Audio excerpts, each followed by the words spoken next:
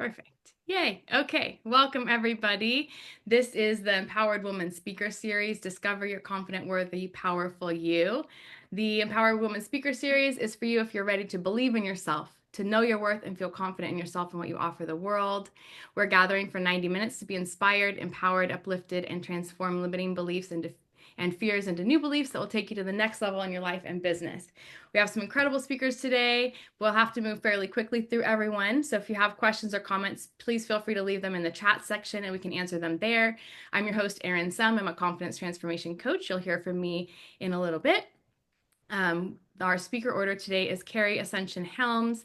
She's going to be talking about how to reclaim your power, the art of saying no. I know as women, we could use that for sure. I will be speaking about the 3 keys to confidence to attain your dreams. And Lily McGovern will be speaking about Beyond Survival, how creative courage transforms your darkest hour into your finest offering. And Kali Rose will be speaking about aligning with the cosmos, astrology's guide to success and flow. I'm very excited, everyone. And I forgot to put myself on speaker mode. Here we go.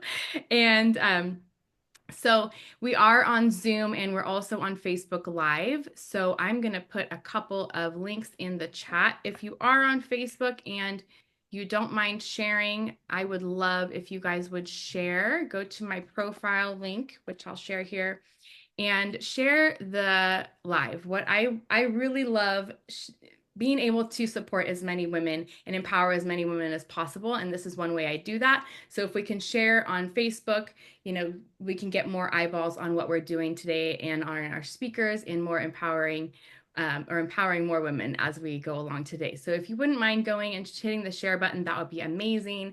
And also I do have a Facebook group, the Confident Woman Community. If you're not in the Facebook group, I would love to have you. So the link is in the chat there as well if you'd like to go and join the group. And okay, we're going to go ahead and get started with our first speaker. So I'd like to introduce Carrie Ascension Helms, and her topic is Reclaim Your Power, the Art of Saying No. And Carrie Helms has spent the past 20 plus years guiding super achievers around the world to discover what lights them up. As a speaker and #1 international bestselling author and intuitive career purpose coach, she's developed a holistic system that guides women to find the courage and confidence to go after their dreams.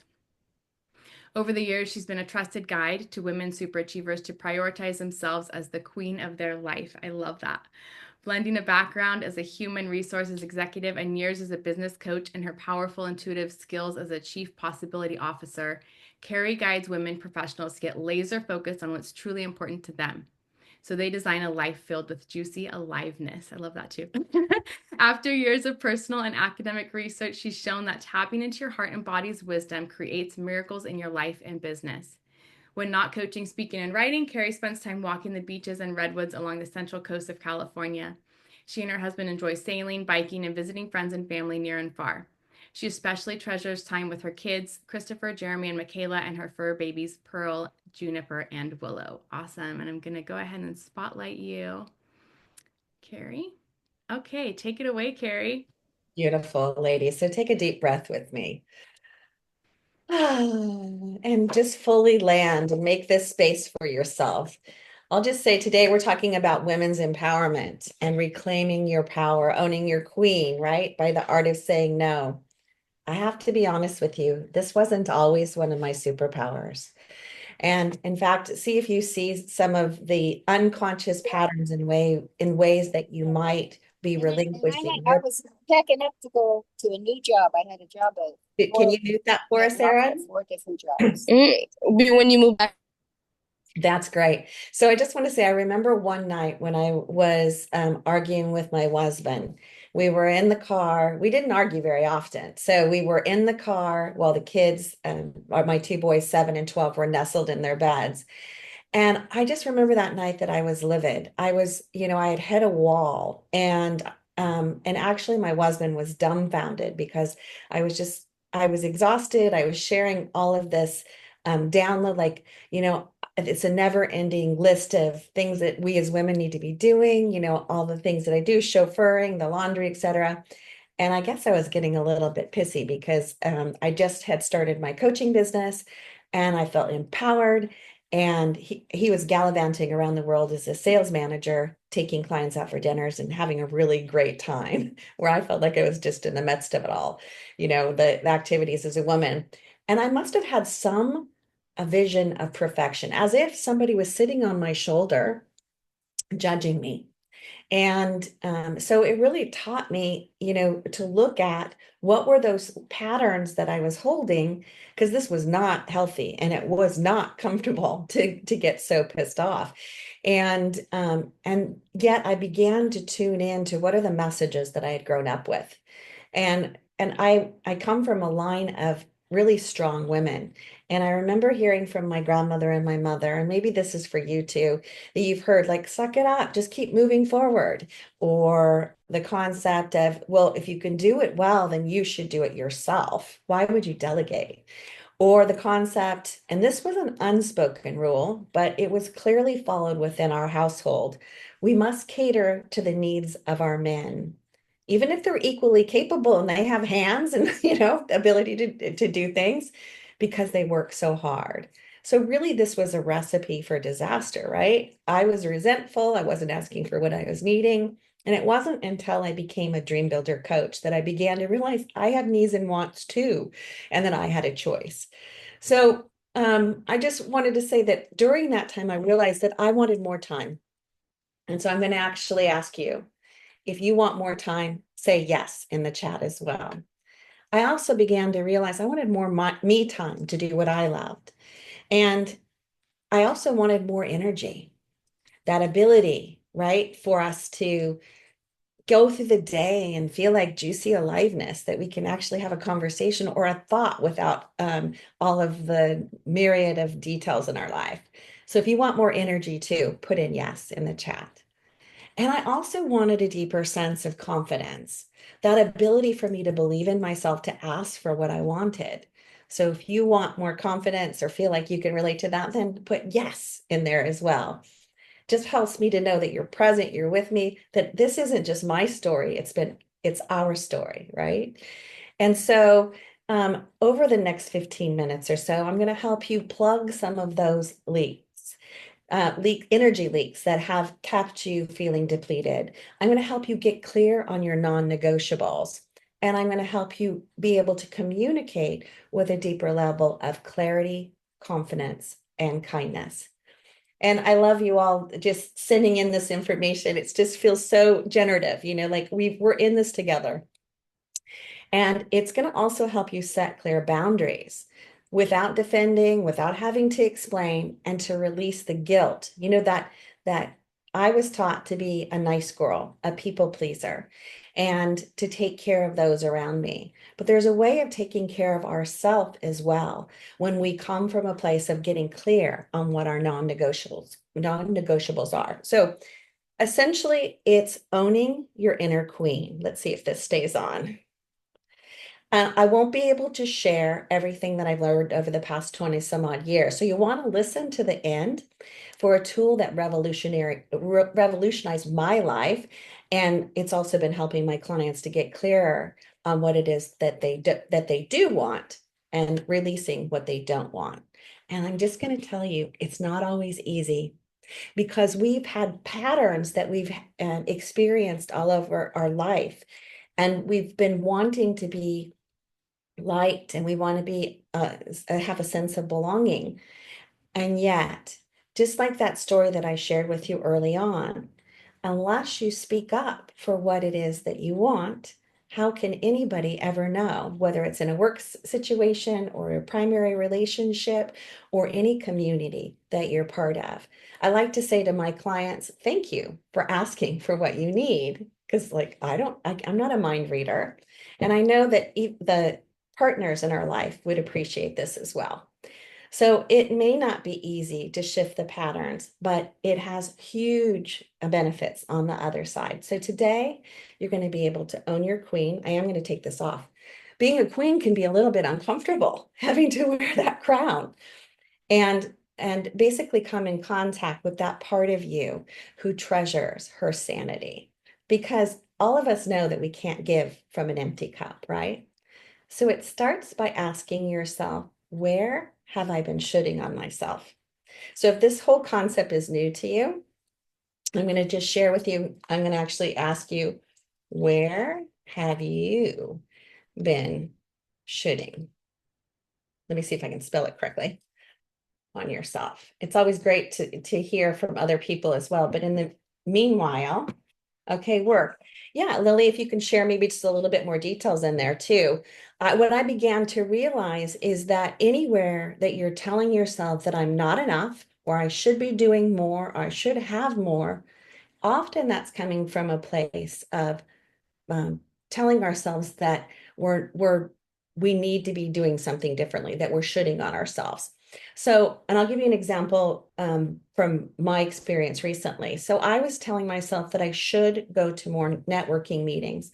Well, knowing my human design as a manifester, I began to realize, you know what? Because again, I was raised doing the push, push, push, doing more. More must be better, right? And yet now I limit myself to 2 events a week because I realize that it's just a burnout for me. And so I'm going to read some of yours that you have here. Not doing enough, right? That judge that's maybe on our shoulder that tells you that you need to do more or work harder. And then that part of somebody said something about relationships, being a good girl, right? So anytime those shoulds come up is an indication that you should pause and listen to yourself and say, what is it that's really it's asking, my body's asking of me. I have a lot of other examples, like I should be a size 8 and work out every day. Can anybody else relate to that one? And yet I realize that I can't do Pilates every day. And my body just doesn't sustain it at age 60. So when you come to that point, when you're shooting on yourself, I'm going to invite you to be a rebel. And in a culture that praises that push, push, the grind is more, I want you to own your feminine abilities to have a more holistic approach and pause, like take a breath with me and ask yourself, what am I needing? So I'm actually going to write that in the chat as well. What am I needing? Or what is my community needing right now? So I'll give you some examples of that too. And so I'd like you to share with me in the chat here. It's generally around 4 key areas. So when I'm working with my clients, we take a deep dive. But like I said, since we have a short time here today, I'm just going to ask you to focus, needing to take more deep breaths. I like that. So let's take a deep breath together into our belly and into our taking a full breath. And so they generally are in 4 key areas. So you may want to ask yourself, so what is it that I'm needing in the area of my health and well-being? So Lily was kind enough to give an example of that. And somebody's saying here, need to stick to my beliefs and realize that my thoughts are right for me. Yes, so that's owning. Now, I might have a divergent opinion from somebody else, and yet that doesn't mean that it's a wrong opinion. And free to move about the country. Wow, yeah, I like that. So that sense of expansiveness, right?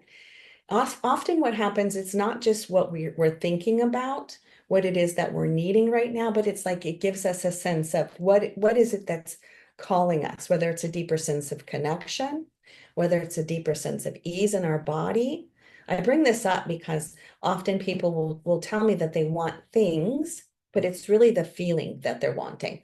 So health and well-being, that might be an area that you look at. The second area is your relationships. What are you feeling like you're needing right now? I've recently, a few years ago, moved to Santa Cruz, and I'm realizing that I really want to set roots in this area.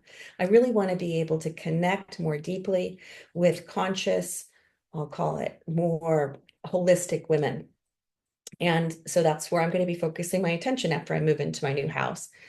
And what is it that you're needing right now? And maybe it's having a deeper connection with source. And another third area is, what are you needing in your area of career and creativity? Not all of you are working right now. So you may be in a place where you get the opportunity to ask yourself, what is it I want in my next chapter? So please write in here if there's anything that's coming up for you, please share. What is it that you're needing? And what is it that you're needing in your time and money freedom? And I'll give you some examples of this as well. So if we think, so time and money freedom, for example, you may be feeling like more in-person meaningful experiences, I heard. Clarity about retiring from public education. I love how you're able to share and you're able to get clear, because that's the first point of owning our queen, is getting clear about what it is that we're needing. So I'm just going to share some examples of what I've seen in my life and in working with some of my clients. And for example, one of the things that I was doing when I was not owning my queen was not getting sufficient amount of sleep. Can anybody else relate to that? And if you're not able to think, or you're not able to sleep well, you're not able to think well. So I began to reverse engineer this whole thing and realize when I exercise and I don't drink as much alcohol, then I'm able to sleep better. Oh, and no devices before bed too. These are all examples of clear boundaries that we're not only setting for others, but we're setting for ourselves. So I have a boundary that I don't have devices, or I don't look at devices after 8 p.m. Now, I might be television, that's fine, or even a reader, but I'm not scrolling through my telephone, right? And I don't drink alcohol during the week. And I exercise. So these are like boundaries that I'm keeping for myself. Somebody had mentioned about thoughts. And I found that one of my non-negotiables is meditating each morning. Now, if it may just be 10 minutes, if that's all I can do that day. But I realized that I get to be grumpy Carrie if I don't do my meditation. And so that's a non-negotiable for me. And somebody had mentioned also having maybe some difficult conversations where you have a difference of opinion.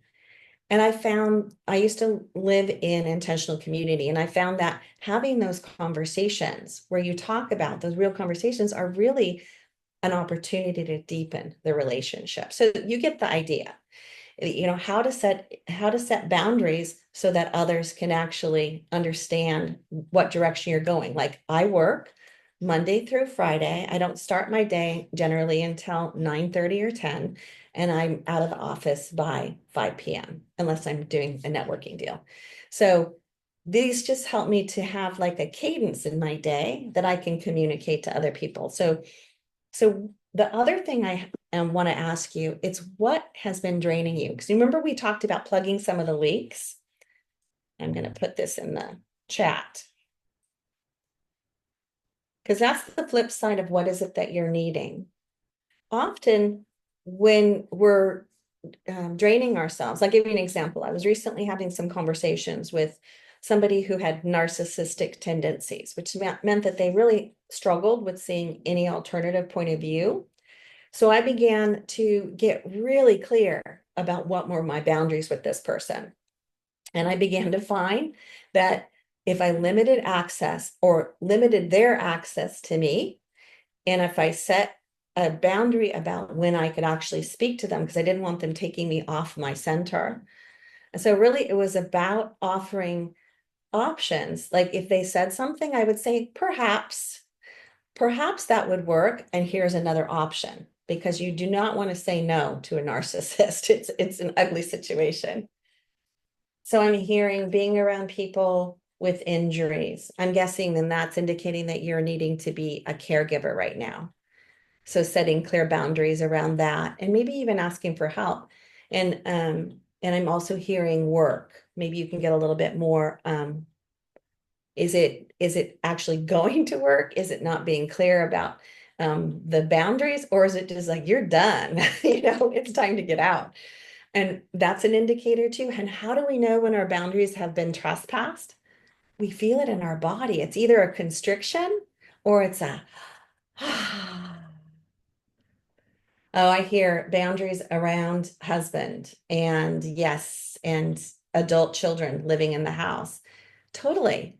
And this is one of the things I'm going to share with you. When you set a clear boundary and when you commit to yourself what it is, the boundary that you have for yourself, and you communicate it to others, which we're going to talk about what that looks like in just a moment, what I call the 50 shades of no, especially because our family members are really good at pushing those boundaries, right? So you may need to pause to ask yourself when somebody, love that 50 shades. Yes, 50 shades of no. I found that there's many, many ways, and I'm going to put a few of them here in the, here we go. Learning how to say no. And so these are some of the phrases that I've been using lately, is realizing that often I need to pause first to like, do I want to be meeting with that person? Am I willing to do whatever they're asking me to do? I'll give you an example. I was recently asked to be president of this networking organization. And I initially said no, like I do not need another part-time job. But then I began to realize, okay, pause. Let me think about it. I'm willing to consider this if I had a very strong board and VP, vice president to back me up. So the 50 shades of no that I put in here, these are just a few of them. You could say, thanks for the opportunity. Let me get back to you. You could say, no, thank you. You could simply say no. Right? That's a full sentence.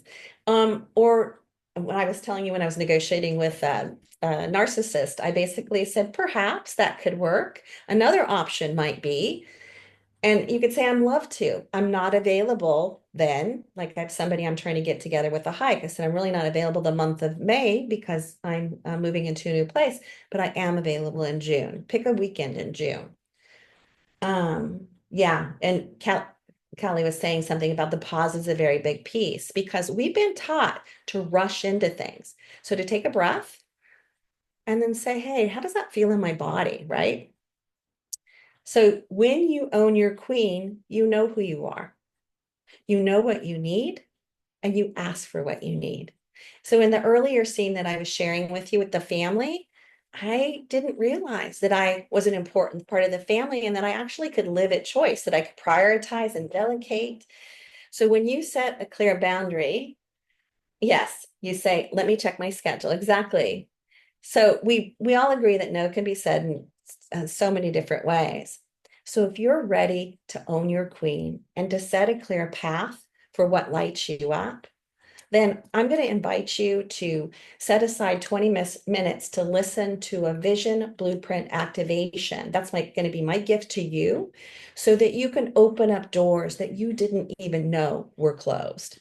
It allows you to really to draw in it's like a Google search box that helps you to pull in the right resources, the people, the ideas to live from your queen. And I'm just going to give you an example of that.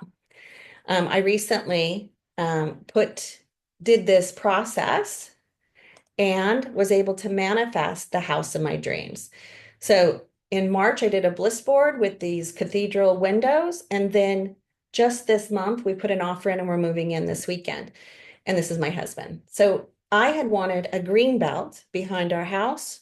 We're now going to have 10,000 acres of redwood trees out the backside. And something like that is possible for you when you get clear on your heck yes and your hell no. So it's getting clear about what lights you up. And that means paying attention to your body, to own your queen. And it may not be easy, but it will be transformative. And I want to leave you with this poem. My crown.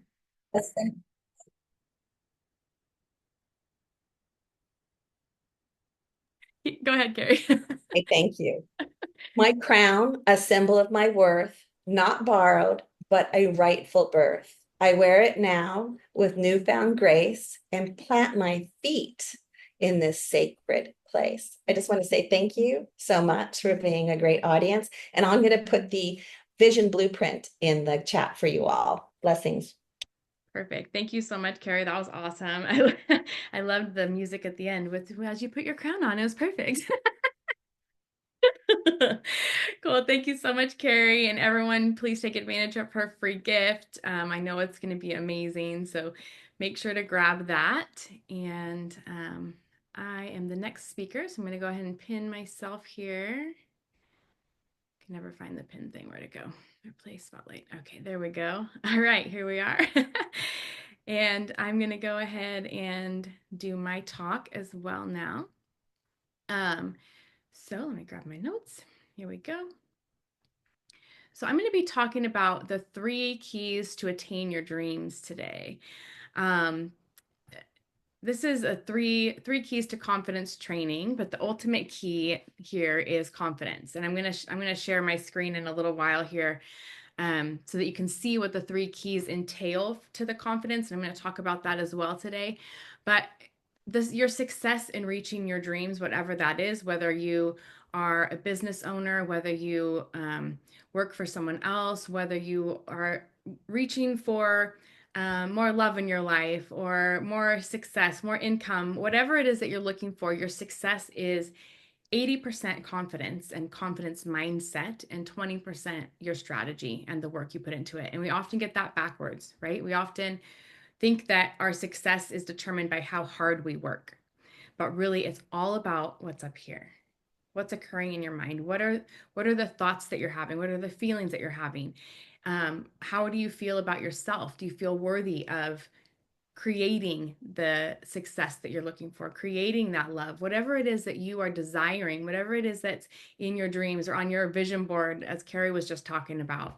I'm a big believer in vision boards too. I teach a 2-day vision workshop every January, and we talk a lot about what's up here, the mindset, the limiting beliefs, the fears, the I don't believe in myself, or I don't believe that I can have this thing, right? So it's 80% of your success is the confidence that you have in yourself.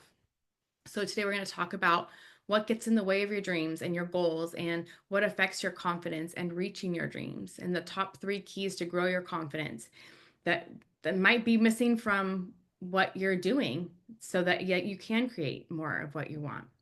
And a few tips and strategies on as well on how to grow your confidence.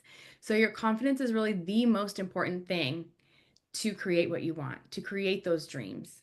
It's way more important than competence, right? It's confidence, because you can be as competent as anyone, but if you don't have confidence, right? If you're too shy, or you're afraid, or you're fearful, or you don't believe in yourself, other people aren't going to believe in you either, right? It's going to be much harder to convince people that you are competent when you don't have that confidence. So for me, my story very quickly, I am a confidence transformation coach. I've been doing this since 2012, and I used to be very, very shy. But I always, since I was a kid, knew that I was put on the planet for a reason. I was put here to make a difference, to help other people. And so I always did things to grow my confidence. And I've been consciously building my confidence for about the last 17 years. In 2008, I decided, with being very shy, I decided to join passion parties, and I did in-home parties for women where I sold things that went buzz in the night, lotions, potions, and things that went buzz in the night for 5 years. And I purposely decided to do that because I knew I needed a change. I knew that if I was going to make a difference in the world, that I needed to get outside my comfort zone and grow my confidence. So I did that for 5 years. I built a team. I absolutely loved it. And I met my first life coach at that point. And that's when I really fell in love with coaching and decided that that's what I wanted to do with my life. That's when I learned that I can change my thoughts. I can change, the way I approach things and the way I go about life. So I absolutely love what I do. I love helping women transform and love themselves on a deep level, and to thrive and just watch them light up. So you might, maybe if you are struggling with your goals, you might be having a hard time reaching those goals. Maybe year after year, you make a new vision board, or you have the same goal over and over again, and you're not able to reach that. It could be because you're sabotaging yourself, because you don't feel that confident in yourself. Could be you're stuck in perfectionism. I know I'm a recovering perfectionist myself. I'm a Virgo. I'm an only child. I've got all these perfectionistic genes in me. So it's a daily reminder to myself that it doesn't have to be perfect. Done is better than perfect. It could be that you have a lack mindset. It could be that you're lacking clarity in what you want. There's all sorts of things that can get in the way of your confidence. Sometimes you might feel frustrated because you have this big vision, but you can't figure out, no matter what you do, how to reach that vision, how to reach those goals that you're working on in your life. So really what I've found with my clients is that we all have limiting beliefs and fears. Every single one of us, even the most successful people on the planet. I'm sure Oprah has her set of limiting beliefs and fears, right?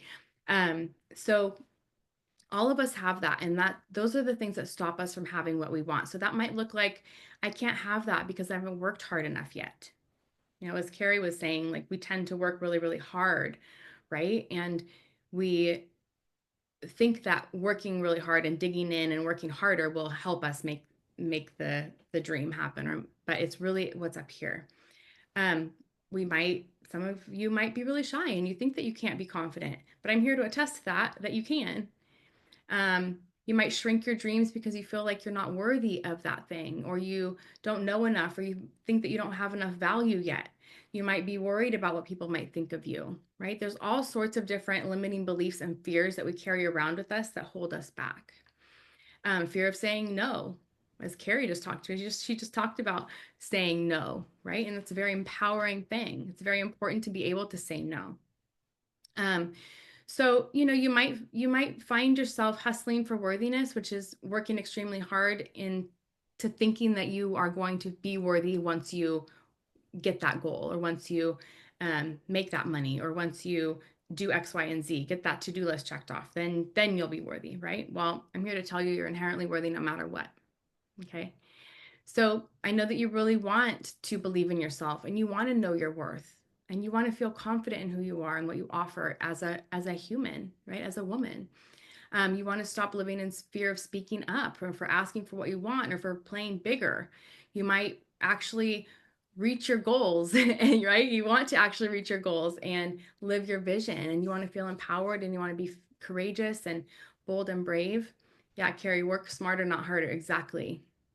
And a lot of that can come from our mindset, right? And the law of attraction, right? Once we get in alignment, things start to flow a lot better. So do any of these things sound like you? Just type yes in the comments if any of this stuff sounds like you, if you recognize yourself in any of these things I've talked about so far. Yeah. Yeah. So confidence is really the key to unlock your desires. Okay. So when you are more confident, you're going to struggle less. You're going to have more consistency in your life. You're going to be able to share yourself and your gifts with the world more easily. You're going to be able to stand in your power more. You believe in yourself much more deeply. So the keys to confidence, I'm going to pull up my slide really quick so you can see. See here. Okay, here it is. All right, can you see my slide, everyone? Perfect. Okay. So this is the keys to confidence. This is something that I created a few years ago. And I'm going to go through all these things with you. If I can find my notes. So as we look at this chart, we start with vision. So the first key is vision. And Carrie talked about this too, but what is it that you really want to create? We want to look at that big underlying dream. What is it that it's kind of like the umbrella, the vision is overlays everything in your life. You want to get really clear on what you want. It's very important because when you don't have clarity, you're not going to be able to overcome those limiting beliefs and fears as much. You have to be really clear, because then you're going to say, you know what? I'm scared, but I'm going to do this anyways. I'm going to take that leap anyway. So ask yourself, what do I want? Why do I want it? And how do I want to feel? I do this at my workshops. I have people pair up, and for 5 minutes each, they go back and forth. Or one partner asks the other one for 5 minutes, what do you want? Why do you want it? How do you want to feel? And the feeling is the most important part, because that's what's really going to get you moving forward. That's what's going to get those feelings activated, and that's what's going to start attracting things to you. I had a friend and client. This is at the very beginning of when I started doing this work, about 12 years ago. We had a conversation. She was turning 50, and she'd always wanted to go to culinary school, but she was terrified. She'd always just taken jobs to pay the bills. And after our conversation, she took the leap and started culinary school. She was on the dean's list every single quarter or semester. She started her business. She started selling her jellies and jams in stores around her area. And then she opened her own storefront, and she hires special needs adults and helps them to learn how to, you know, do different jobs in the store, and helps them learn different, you know, tools that they need for life skills. And she's very successful. Hi, Kitty. She's very successful in what she does because she was able to see that big vision and overcome those fears of moving forward. So you want to set small and big goals under with your vision. You want to have big goals, of course, to reach out to, and then you want to have the break it down into smaller goals. And it really takes a lot of confidence to reach those big goals, right? As I'm sure you all know, because how do you climb a mountain or how do you eat an elephant, right? One step or bite at a time, right? You have to just take the small steps, and it can be very scary to think about taking big leaps, but if you just break it down into little tiny bite-sized pieces, it makes it a lot easier. Acting as if. Acting as if is really behaving as if what you have, if what you want is already yours, that you already have that. So speak and think as if you already have it, not as if it's something that you may or may not have at some point in your life, right? So it could be even visualizing. Visualize in your mind's eye having that thing that you want. So one of my dreams is to do retreats in destination locations. So for example, Bali.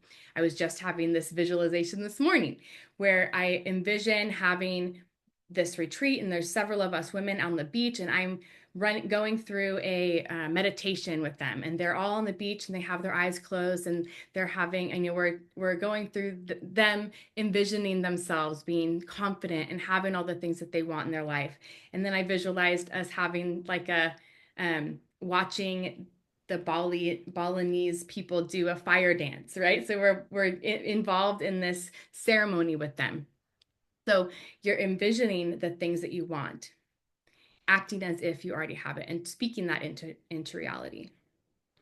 I'm gonna just check the comments really quick as well. Yeah, you can see where you can expand possibilities. Yeah. Yes. Yeah. Kali, yes, we have gotten a lot of praise for working hard. Yeah. So, and that's a society that we live in too, right? Is you must work very hard, right? And it's like work more than 40 hours a week and, you know, exhaust yourself. And we get this praise for completely exhausting and wearing ourselves out. And then we burn out, and then we wonder why we're all sick, right? So it's definitely a huge mindset and society shift, really. So it's kind of hard to shift that when we are bombarded by that every single day, but we really have to be conscious about that. So the next key is beliefs, our beliefs about ourselves, our beliefs about what we can have. So we've all collected tons of limiting beliefs and fears in our lives about ourselves, about our worth, about who we are. And this can really hold us back if we don't recognize those beliefs and work on changing them into more empowering beliefs, right? So this is very, very important to work on your belief system and your fears. This is our number one barrier really to our dreams, that puts our brakes on our dreams, and it will sabotage us continually unless we can recognize those beliefs that are holding us back. This is really our biggest obstacle. So our mindset is really what holds us back, right? And a lot of times we don't recognize that it's our own mindset, but it's our beliefs about something in the world that we think is true. So we might say like, well, it's the economy that's holding me back, or it's this person, you know, but really it's whatever we believe inside of ourselves. So we need to work on consciously looking at our beliefs and looking at the patterns that we have and working on changing those, right? I work with a lot of women who think that they shouldn't make a lot of money because otherwise that will make them greedy. And I always say, just the fact that you think that, like that you have the thought, I don't want to be greedy if I make more money, means that you're not, that's something conscious that you're not going to create, right? You're not going to become greedy just because you have more money. More money means that you can help more people. You can give back to more people. You can help more family members or whatever. You can do more if you have more, right? It doesn't make you greedy. It's who you are that's important. So identity is next. Like, how do you see yourself, right?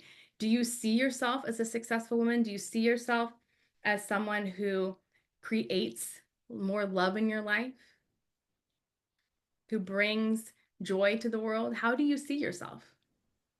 So it might require a bit of an identity shift for you. So ask yourself daily, who do I need to be to create whatever it is that you want in your life? So for example, who do I need to be to attract that love in my life, or to be a impactful speaker? Whatever it is you're looking for, who do I need to be? What would a blank do? What would a successful business owner do? What would an influencer do? And start answering those questions for yourself. Empowering beliefs starts with becoming aware of your limiting beliefs that are holding you back. Obviously, change necessitates awareness. We need to be aware of the things that are holding us back in order for us to change those things. I had a client once who over and over again kept talking about her husband was holding her back and she couldn't be successful because her husband wasn't supportive. And she finally realized that it was her dad her whole entire life who had told her women can't be successful. And he went as far as to quit a job when a woman became his boss. And he had been gone for 25 years at this point when she realized, oh my God, my husband's actually really supportive of me and my business. It's actually this belief that I have that women can't be successful that my dad drilled into me my entire life. So as soon as she was able to recognize that, she started teaching classes and getting clients and teaching at like universities and things. I mean, she really just took off as soon as she recognized that that wasn't, it wasn't her belief and it wasn't her husband's belief, but it was somebody else's belief that she had taken on as her own for years. Taking bold action. This is going to help you diminish your fears and build your confidence super quickly. I've taken a lot of bold actions in my life the last 15 years or whatever it's been. And that's really going to support you in growing your confidence. The more you can take bold action, get yourself out of your comfort zone, get uncomfortable no matter what, the more success you're going to see. So the very first speech I ever did, I was terrified because I hated speaking in front of people. It was just like one of the most terrifying things for me. And I know it is for a lot of people, but I actually wrote my first speech out word for word and I read it like, read it word for word. And I was just shaking in my boots, but I did it because I knew that I needed to do that in order to grow my business.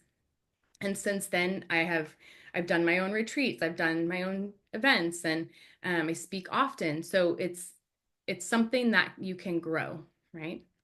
So type into the comments, what's a bold action that you would like to take? And the third key is self-love. This is super important. So the deepest root of confidence is unshakable self-love and self-belief, okay, and self-worth. So this is whether you make a massive mistake and screw up royally, you still love yourself, right? Whether you take massive action and blow your goals out of the water, you still love yourself, right? It doesn't matter what you do or what you attain or what you create, you still love yourself no matter what on a deep, deep level. Self-worth, this is a huge block that I see from women a lot, is feeling unworthy of their dreams. And your self-worth comes from a deep down place inside of you, not from your accomplishments. And I really want to drill that into women, is that you are inherently worthy no matter what. It does not matter what you accomplish or don't accomplish, you are still worthy. Okay. So let's see, just be you. My coach Jake told me this years ago. He said, just be you. That's what's going to help you be successful, is just be yourself. Because I used to put on this mask of like professional Erin, and I would hold myself back on who I was, and I always wanted things to be perfect and just right. And he's like, just be you. So after he said that, I showed up on camera a couple days before Halloween and I had this massive like 80s wig on, and I was like a what's it called? I don't I can't remember the word, but anyways, from the 90s, and Valley Girl. And I just showed up on camera and did my little Valley Girl spiel and everyone loved it. And I was silly and goofy, just like I I am is who I am, and it was awesome. I'm going to stop the timer. So self-compassion's on there too. Just believe in yourself, be compassionate to yourself. I'm going to try to stop this. Oops. So I just want to wrap up really quickly. What's really important is that you build your confidence. That's going to help you get to where you want to go in your life, in your business, in your love. So I just want to offer everyone here also who's here a free Confident Women Visioning call. So this is a completely complimentary call, no strings attached. We just talk about getting you to your next level in your vision and your confidence. So even if you're super confident where you are right now, that's totally awesome. I can help you to get even more confident to your next level in your life, your business, expand your vision for whatever it is that you're looking to create. So that's it from me for today. Thank you all. Let's stop the share. And where's the there? Okay, here we go. All right. So the next speaker is so many pieces of notes. So type call into the comments if you would like to have a call with me. And I will reach out. Okay, next is Lily. So we're going to put Lily here on the screen. Hi, Lily. I'm going to go ahead and read your bio. Lily McGovern will be talking about Beyond Survival, how creative courage transforms your darkest hour into your finest offering. Lily is a passionate, creative frequency coach dedicated to helping individuals unlock their artistic potential through the transformative practice of intuitive painting. I love that. With her unique approach to painting as active meditation, Lily guides clients to access deeper states of presence, intuitive wisdom, and authentic self-expression through the contemplative application of color, form, and movement. That's so exciting. I love it. So I'm so excited to hear from you, Lily. Take it away. Yay! Can you hear me okay? Yes. Yes, thank you so much, Erin. I loved your talk, and I loved listening to Carrie about being the queen of your life and stepping out of our comfort zones to claim our birthright as creators. And you're in good company here today because you're surrounded by conscious creators in a world that constantly demands your attention, your worry, your labor. You've chosen to be present in this space. And that choice itself is a declaration that you are worthy, you are loved, and you create your life when you choose to, regardless of the circumstances. So, in a world that often pressures us to simply endure our challenges, you've chosen to explore something more profound, the possibility of transformation. And that choice itself is the first step beyond mere survival. What if the experiences that nearly broke you are actually the raw materials for your most powerful contribution to the world? And as Erin introduced me, I'm Lily McGovern, a creative frequency coach specializing in conscious creativity through a sacred painting practice. And I've witnessed something remarkable. The moments when a client moves beyond just surviving their darkest experiences and begins to transform through a sacred painting practice so that they can make their most meaningful offering to the world. In fact, a fellow creativity coach, Lori, completely transformed from being an abandoned stay-at-home mom to a thriving creative coach who now has her own practice. And so I'd love to introduce to you how creative courage with painting can become a powerful vehicle that will carry you out of survival mode and into purposeful creation so that you can own your identity as the artist of your life. And this isn't about using creativity or painting as an escape or a distraction. This is about how the act of painting can transform what feels like your darkest experiences, your darkest hours, into your finest offerings, both for yourself and to others who need exactly what your transformed experiences can give them. And so has anybody noticed the first thing that goes when we face a challenging period in our lives is that our joy and creativity flies out the window. We forget what really makes us passionate, and our focus narrows, and we simply get through each day. And this survival state is okay. It serves a purpose. It helps us get through. But there comes a point when mere endurance is no longer enough. And I call this the survival threshold, that pivotal moment when something within us recognizes that while surviving is necessary, it's not sufficient to fill your life with meaning and purpose.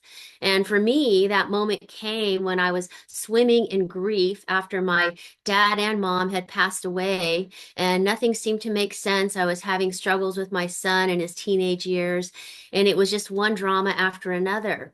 And I knew I needed something, but I didn't know what it was. What was missing? Do you know that you need something right now, but you don't quite know what it was? And I saw an ad on Instagram, and it was for a 21-day painting challenge, painting the female Buddha. And this opened up for me a whole new way of life, a way to express what was happening inside of me.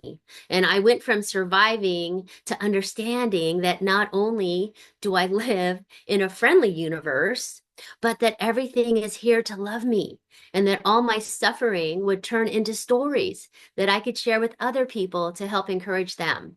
And brushstroke by brushstroke, I began to own my identity as a creator, as a painter, and as a life artist. And I'm passionate about helping others create this identity as life artists so that you can understand that no matter what happens or what goes on in your life, you're not defined by your circumstances, and that your spirit can shine through. And so science is now backing me up. What we're discovering through research in both neuroscience and psychology is that painting offers a unique bridge from survival to transformation.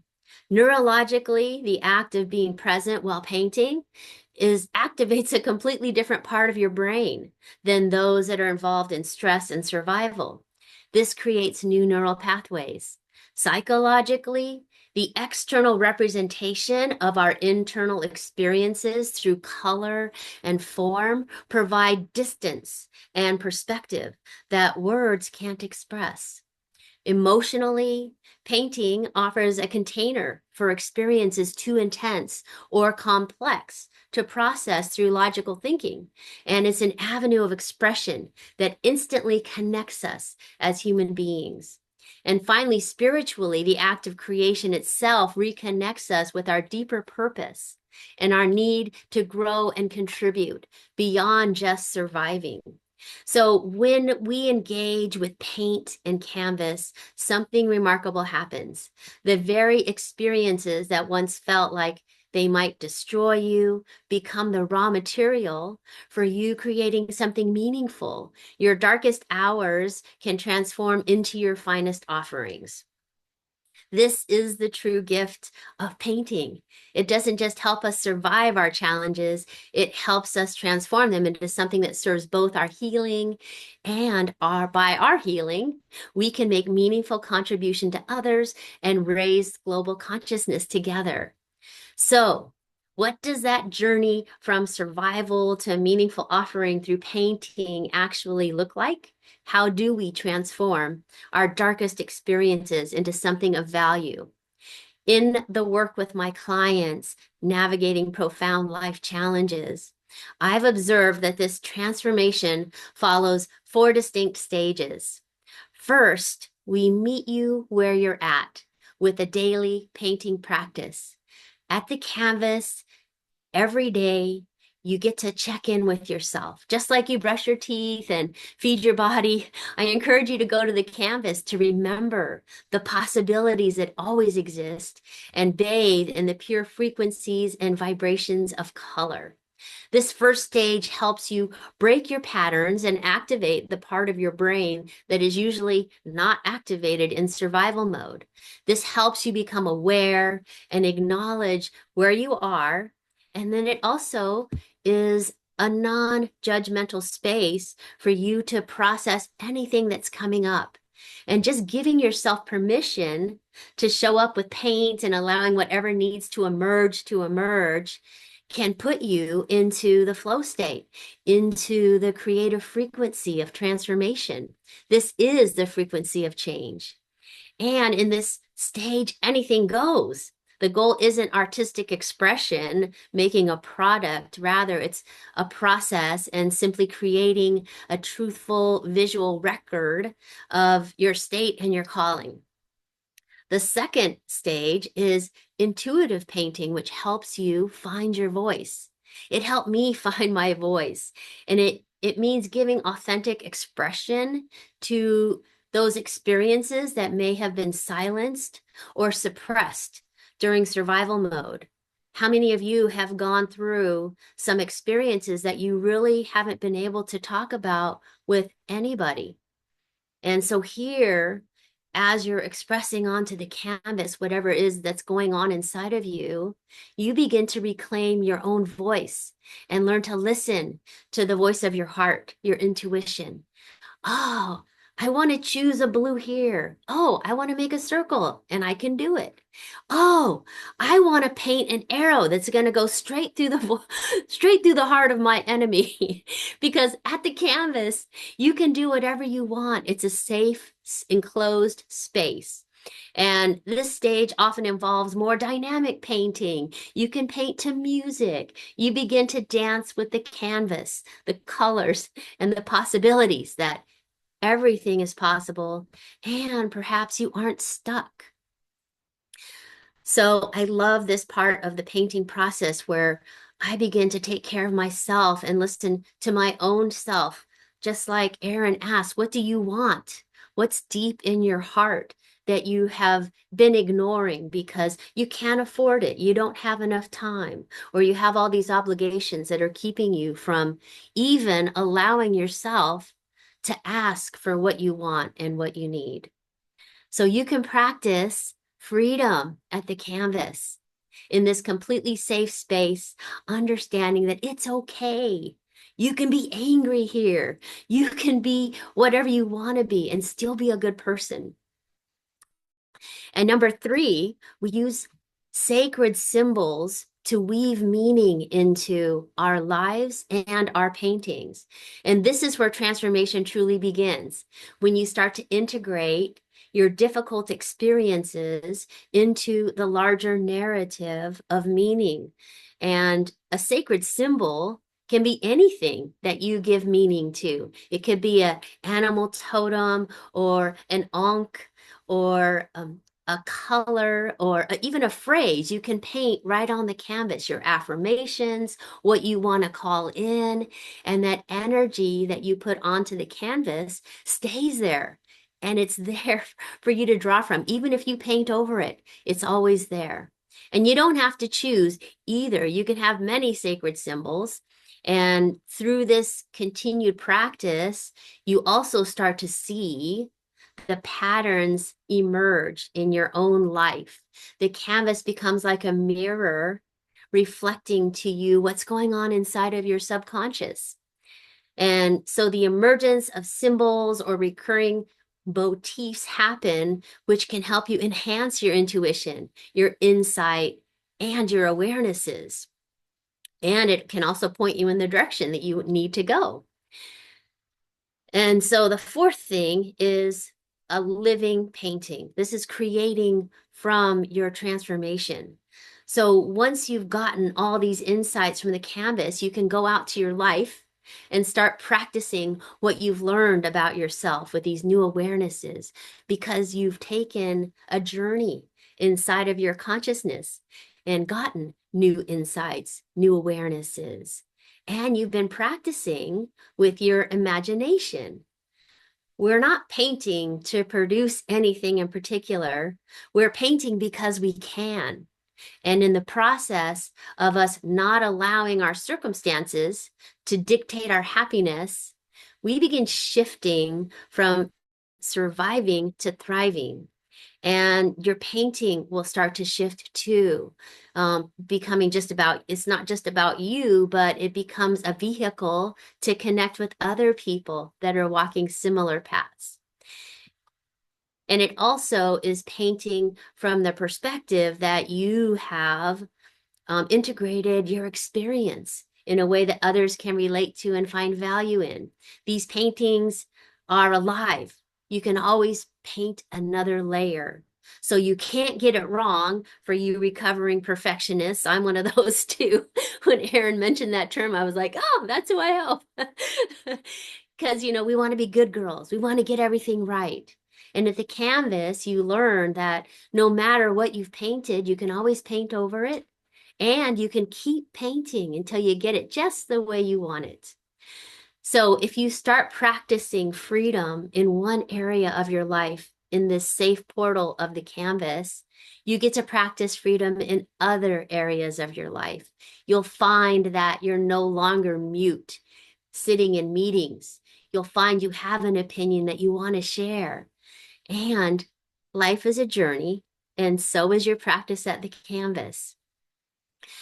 So there's a couple things that we need to recognize with this sacred daily painting practice. And the first thing is that painting is an active meditation. It's energy work in the realm of the unseen.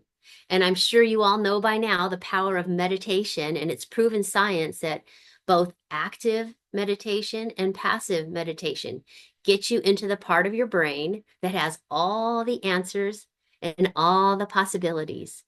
The more we engage in both passive and active meditation, like painting, the more resilient, healthy, and happy we become. So secondly, we also can recognize that any experience you have can be transformed into a gift of knowledge, insight, and power. So how many of you can remember a time when you thought the worst possible event happened in your life, yet it turned out to be the catalyst for change and transformed into your superpower? If that's for you, put yes in the chat if you can remember some time when, something terrible happened. You got that phone call and you're like, oh my God, this is the end of the world. Or my greatest fears have emerged. What am I going to do now? But it's in these times that we get creative, when there's nothing else to do and we've come to the edge of our knowledge. That's when we have to tap into our wisdom and our own inner knowing. This is called the sage perspective, and it can make the difference between you struggling to survive or you enjoying and thriving. And lastly, we share our transformed experiences as meaningful contributions in the form of stories, which help others get excited, which helps others get inspired. And your painting is your energy made manifest. It becomes a record of your transformation, kind of like a colorful journal that you have. And you only need one canvas. You can just keep using the same canvas over and over again. So, to conclude, let's take a moment to reflect on the journey from survival to making your finest offering through painting. What we've explored today isn't just about creating a piece of artwork. It's about creating your life beyond mere survival, practicing the frequencies and vibrations of transformation so that when you need to change something, you've been practicing. This will help you transform your darkest hours into your most powerful gifts. Every time you give yourself permission to show up at the canvas, you're declaring that you're more than your circumstances. You're saying, yes, this happened to me, but it doesn't define me. What I create from it does. And this is the essence of moving beyond the survival threshold. Your painting practice becomes your living testimony, a visual diary of your transformational journey. And just like your paintings are never truly finished, your transformation isn't a destination. It's an ongoing creative process, layer upon layer, each building on what came before, just like we learn at the canvas. I believe that when we paint beyond survival, we become living paintings ourselves. Our lives become the canvas, and you embody possibility and energy because you've been activating that part of your brain. Now you become walking evidence that transformation isn't just possible, but inevitable when we engage with our experiences creatively. As artist, Georgia O'Keeffe said, to create one's own world takes courage. It takes courage to face your darkest hours. It takes courage to dip your brush into the blank void of the canvas, into this unknown darkness, and begin to transform it stroke by stroke into something meaningful. Remember, the world doesn't need more perfect paintings and perfect lives. It needs more authentic expression of your journey from survival to meaning. And your willingness to show up at the canvas and transform your pain into color, form, and possibility might just be the permission slip someone else needs to begin their own journey beyond survival. So I invite you today, what experience are you merely surviving that's waiting to be transformed? What darkness contains the seeds of your most vibrant offering? And are you willing to give yourself permission to explore at the canvas, discover at the canvas, and manifest your dream life at the canvas? The canvas awaits, your transformation awaits, and somewhere, someone is waiting for the gifts that only your transformed experiences can offer. And so my gift for you today is a permission slip. Print it out and hang it somewhere prominent. I put it in the chat there. Even if you don't print it out, just read through it. It's kind of funny. It tells you your creative rights and gives you the freedom to make whatever mark you want to make on life. Remember, every moment is a new moment to create your life however you envision it to be. And your history is not your destiny. Thank you so much for listening. Thank you, Erin, for having me. Thank you so much, Lily. That was amazing. Yeah, everyone grab her gift. She put the link in the comments, or the chat, so make sure to go grab that. And last but definitely not least, we have Collie Rose. She will be talking about how aligning with the cosmos, astrology's guide to success and flow. Collie Rose, the warrior mermaid, is a soul purpose astrologer, coach, and educator. I always forget to put myself on the spotlight when I'm talking. Okay. Coach and educator who guides heart-centered women and spiritual entrepreneurs to align with their cosmic blueprint and unlock their highest potential. After a midlife spiritual awakening, she transitioned from a 20-year career in Montessori education leadership to the world of astrology, becoming certified in 2020 and launching her professional practice in 2021. Collie Rose is the founder of Soul Purpose Astrology for Heart-Centered Entrepreneurs, a vibrant Facebook community where she offers insights, support, and spiritual tools. As a special gift, Summit participants are invited to join the group and receive her Taurus season checklist, a practical guide to grounding your goals and growing your soul-aligned vision. Awesome. Yay, welcome. Thank you. Thank you so much, Erin, for the introduction. And I just want to say, this is just such an amazing and empowering group of women. Like, I feel so honored to be one of you, and I have learned something from each of you today.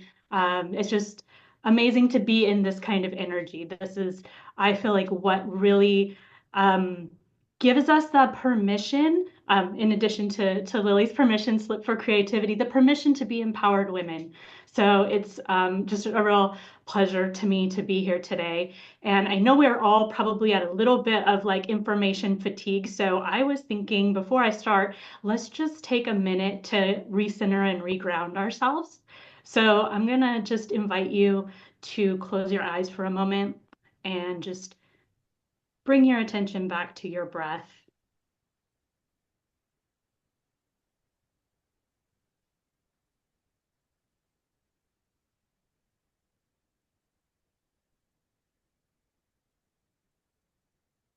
Just allow your mind to slow down a little bit. Place your hand on your heart. Just allow yourself to come back into your body.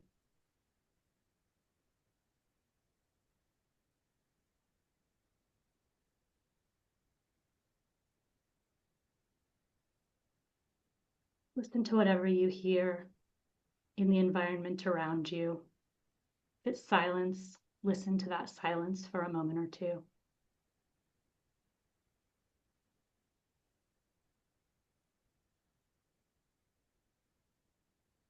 Allow yourself to expand.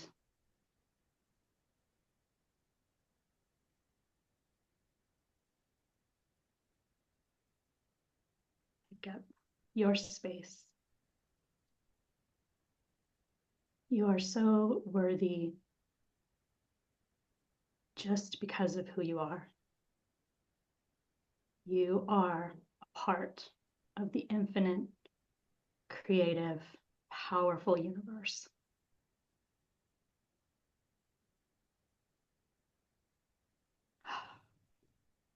Go ahead and come back as you're feeling ready. Don't feel like you have to rush back in.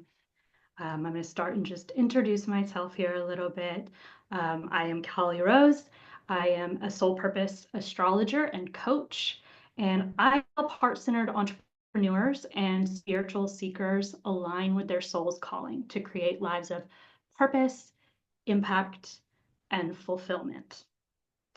So today we're exploring how astrology can be a sacred mirror, reflecting your deeper purpose and showing you how to break through old patterns and step fully into who you're meant to be in this life, in this world, taking up your space. I have a quick question for you guys. You can answer in the chat. Who here has had a personalized astrology reading before? You could drop a thumbs up or a yes in the chat. Yes, I know Lily Boo has because she's had one with me. Yay, amazing. And thank you for saying they're amazing. And Carrie's had one too. Oh, good. Okay, great. So I'm going to share screen here. And let's see. Go to the one I want to be on, first of all. This one. Okay. Good, good, good, good. Okay, so what we're going to do here then is we're going to start with what is soul astrology? So those of you who've had a personalized astrology reading, you know that real astrology isn't that fluff that you find out all over the internet and in magazines and newspapers, if those still exist. You know, the personality quizzes, the daily horoscopes, all those stereotyping sun sign memes. Real astrology is far more than that. And if you've had a soul astrology reading, like with me, you know that takes it kind of even another step further. Soul astrology is actually a metaphysical tool that reveals the evolutionary journey of your soul. So it's why you're here, what you're meant to be growing through in this life, and how you can embody your unique gifts. If you've ever felt like you were meant for something more, but maybe couldn't quite name it, drop a star in the chat. I want to see who also can relate to that. I lost my chat screen. I got to find it again. All right, here we go. Oh, Maggie has her birth chart. Nice. 30 years ago. Wow. Okay. Yeah, Erin, you can relate to that. And Lily can double relate because she's got stars for both of her eyes. Yeah. I mean, that was me too. I found myself about 7 years ago in a place where, like, if you met me from the outside, you probably would think it looks like I had it all. I had a 20-year marriage, 2 really amazing, beautiful kids, this thriving, successful career. I had that tight gym body, even I got up really early for that. But inside, I felt like I was unraveling. I was restless, I was disconnected, I was angry and unhappy, and I was searching for something that I just couldn't put my finger on because I seemed like I already had all the boxes checked. But what it turned out was I was experiencing this profound moment of my soul calling me back home to myself. It was shouting from the rooftops that there's more available for you. There's more to life than what you're living right now. And that was the the thing that brought me into my own personal search, my own journey to discover what is life really about. If it's not about checking all these boxes, then, what am I here for? And astrology was a key that unlocked deeper truth that I didn't even know was missing. What I found was it was revealing a sacred roadmap, showing me the real reasons that I was here, far beyond all of the societal and family expectations that I'd been raised with. And one of the things that I started researching, because I was just so blown away how this astrologer that I never met and lived 2 states away from me could tell me so many things about myself. It just didn't. I was like, how is that? Because I didn't have any exposure to astrology, and so I did. Got on the internet, went down this deeper rabbit hole dive, and one of the things that struck me in astrology was this deeper truth, as within, so without. That's an ancient hermetical piece of wisdom, goes back to at least the 8th or 9th century, probably before that. And what it means is everything we see in the outer world reflects our own inner reality. The patterns of the stars mirror the patterns in our minds, what is internally within us. And quantum physics today is just beginning to prove what mystics have known all along. We are fundamentally connected to the universe at a vibrational level. We're all stardust, literally. It's an amazing idea. And astrology gives us a language to make that sacred connection and reveal deeper truths about ourselves that our conscious mind doesn't always click into, because we do have all of these layers of personal experience and other people's expectations, really a combination of those that sometimes cloud us and separate us from the truth of who we really truly are. So what I want to do next is I want to actually show you what an astrological chart looks like for anybody who's not done a reading before. This probably looks new. As I said, totally different than those lists of sort of generic attributes that you might come across online somewhere. So this happens to be my chart. So I'm just going to use myself for the example because I'm really familiar with my chart. And don't worry, we're not going to get into a bunch of technical details. We certainly don't have time for that today. But I want you to see that your chart is a map. It's a blueprint of your soul's intentions. So in soul astrology, what I do, I actually start with the planet Pluto. So that might be sort of counterintuitive, given that Pluto is very small and doesn't even get planet status according to astronomy anymore. But Pluto is still really, really important to astrologers because Pluto represents your soul's deeper story. I always say Pluto is the soul avatar in the chart. It tells us about the old wounds, desires, transformations, the story about ourselves that we've carried across lifetimes. So when you're looking at this chart here, you can see my chart. In my chart, Pluto sits here in the sign of Libra, and it's in my 5th house. So we see the zodiac signs around the outside, we see the houses around the inside, and every place, every planet, every star, and some calculated points even, we can place them into a sign in a house.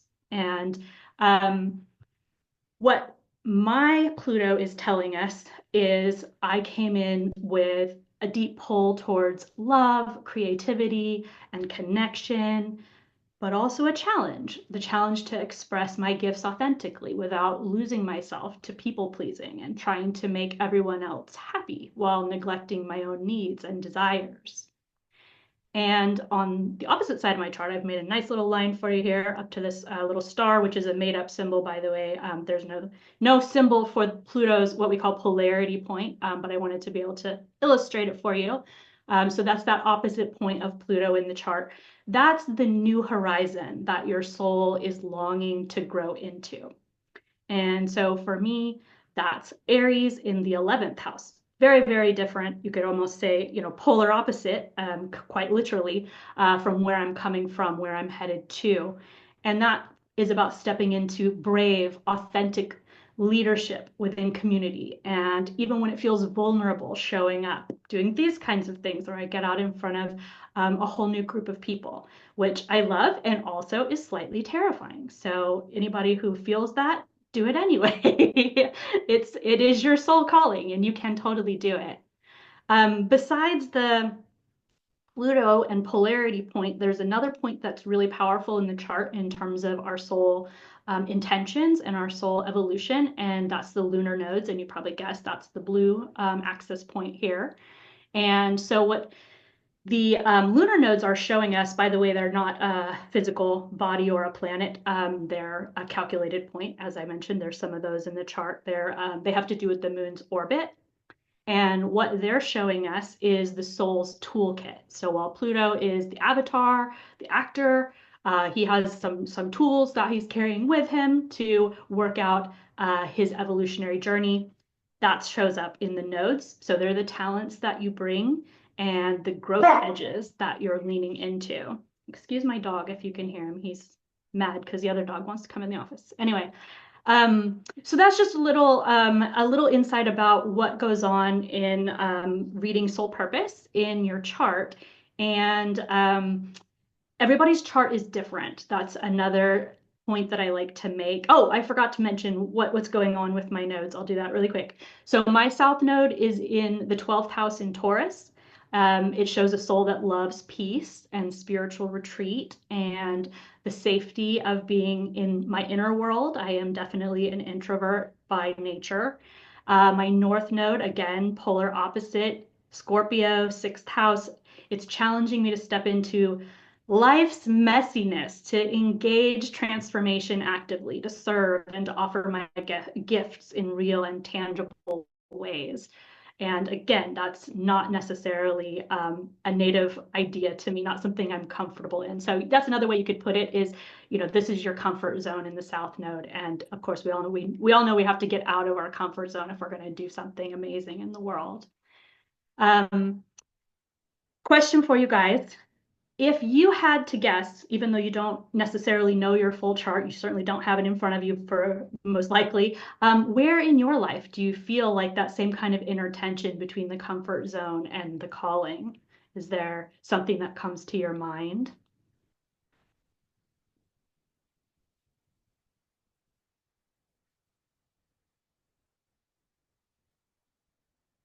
I think I see some people typing, so I'm just going to give a moment here.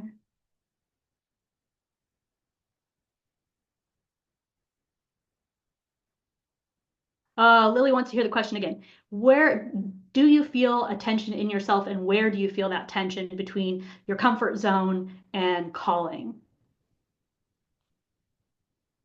So Kellyanne says to be more playful and rebellious. So my guess is the comfort zone is to be more serious and professional, maybe. Yeah, so being more playful and rebellious and letting that authenticness out. Yeah. And then Karen tapping into the chakras there. The solar plexus, Karen, is that where you're growing into is, standing in your power in your solar plexus? Carrie says, a willingness to show up in my full self-expression, my intuitive awesomeness. Oh, I love that, intuitive awesomeness. That's amazing. Yeah, and Karen wanting to stand in her power. Beautiful. Yeah, absolutely. It's important to note that it's not that you're called to go all the way from being this thing over here, this comfort zone, and you have to make this huge leap over to this opposite side. It's really about taking steps in that direction. And ultimately, we're trying to find balance here somewhere in the middle, because we don't want to leave these things behind. It's not like inner peace in my case, and a sense of enjoying my own inner life is a bad thing. No, that's a powerful and a great thing. But it's also finding the courage to step out of that and be messy, and to allow that to meet in the middle. So every single one of us has a different chart. It's like your fingerprint, your DNA, and your Pluto and your lunar nodes are going to be different than mine. We each have our own unique path. And so the key point here is that these soul points in our chart, Pluto and the nodes, they're revealing where our soul's been and where it's courageously trying to go. And when you do like a full chart reading, you get to find out more about yourself and what are you trying to move to. And I am going to make a little leap here. We have a few minutes left. Great. I'm going to keep it quick here. In addition to looking at your birth chart and what it says about who you are, who you came into life to be, and what you wanted to work on, you also have another help in astrology, which is working with the current cosmic energy. So that's what I call the cosmic weather. So just like checking the weather helps you to dress appropriately, understanding the sky's energy helps you prepare for what's unfolding in your life, what is available to you right now. So we happen to be in Taurus season, and that means right now we are invited to slow down, to reconnect with what truly matters to us, to begin to plant seeds for steady, lasting growth. Hopefully, being in this summit today has given you some ideas about that, and given you some inspiration towards developing that more in the coming months. Taurus also teaches us about beauty and pleasure and stability. Those things, they're not luxuries, they're essential for our flourishing, for our thriving. And little quick metaphor here for you. A flower doesn't bloom by impatiently forcing itself open. It blooms when the conditions it needs are patiently and lovingly met. So that's definitely a Taurus concept of we have to be patient and we have to allow ourselves to unfold in a natural way. And we can zoom out beyond that with astrology. So beyond Taurus season, what about 2025? What's 2025 about?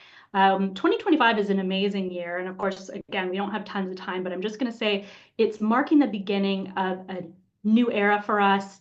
It's a whole different feel that's coming about. All of the outer planets, that's like Saturn, Uranus, Neptune, Pluto in the astrology world, all of them are shifting signs this year. And that is so incredibly rare. Like literally, that has not happened for centuries and centuries.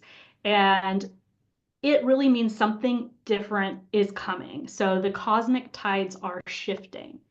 The question to ask yourself is, do I want to keep playing small, or am I ready to rise into this powerful, confident, worthy version of myself that I came here to be, so that I can be a part of this cosmic shift, this powerful new motion that's coming and is giving us a new world. We have to decide, do we want to be part of that new world, or we're going to cling to the past? We do have a choice. We always have a choice. That's something I always like to point out. Astrology is not about fate. It's about partnership with the universe. The stars tell us about opportunities. We make the choices. So together we co-create the masterpiece of our lives. And question I'll leave you with is, where might your soul be asking for an upgrade right now? Awesome. Thank you so much, Kali. That was amazing. Everyone, make sure to, Kali, to put your link in the chat for Yes, your I will do free that gift. right now. And for all the rest of the speakers too, please go ahead and drop your link again into the chat for those who want to grab your gift. And for my gift, everyone remember to put call in the chat, and I will reach out to you to set up a time for us to have a confident visioning call. And as we wrap up here today, I just wanted to thank you all again for coming. And our next month's call will be on June 5th. It's at the same time, 1 to 2:30 Pacific. Our speaker lineup is going to be another amazing group of women. Kimberly Quinn will be on. She'll be talking about how to prime your day for positivity. We need so much positivity right now in the world. So I'm excited to hear from Kimberly. She's incredible. Mel Cunningham will be talking about how rethinking stress, why energetics is the missing piece. And Wendy Elover will be talking about midlife isn't a crisis, it's a crossroads, 3 powerful shifts to create more joy and purpose in your next chapter. Yay. So if you want to make sure to get the info for next month's call, type June in the comments. If you signed up for today, you're already on the list for next month. So you'll be receiving emails for next month and the replay from today and all of that. So anyways, thank you all ladies for being here. I appreciate you so much. Please spread the word for next month. And I will see you next month, if not on Facebook in between. Hope to see you in the group. And thank you all again for being here. Speakers, please stay on for a couple minutes. And everyone else, I will see you hopefully in June. Bye, everyone.